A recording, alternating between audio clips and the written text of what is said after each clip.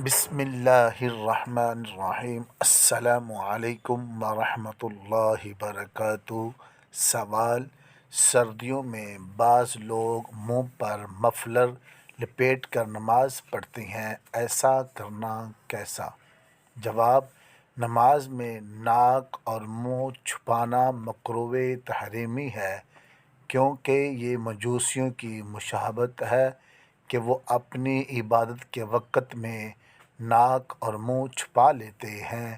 لہٰذا اگر مفلر اس طرح باندھا کہ منہ اور ناک چھپ گئے تو نماز مکروہ تحریمی ہوگی۔ ایسی نماز کا اعادہ واجب اور توبہ ضروری ہے۔ اسی طرح نماز میں داڑھی چھپانا بھی منع ہے، تو نماز میں مفلر اس انداز میں بھی نہ لپیٹا جائے کہ داڑھی چھپ جائے۔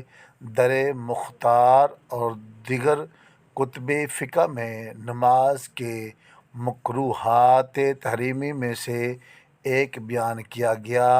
الطلسم شامی میں اس کے تحت ہے، یعنی طلسم کا مطلب ہے ناک اور منہ کو نماز میں چھپانا، اور یہ مکروہ تحریمی ہے کیونکہ یہ مجوس کے اپنی عبادت کے وقت کیے جانے والے کے مشابہ ہے۔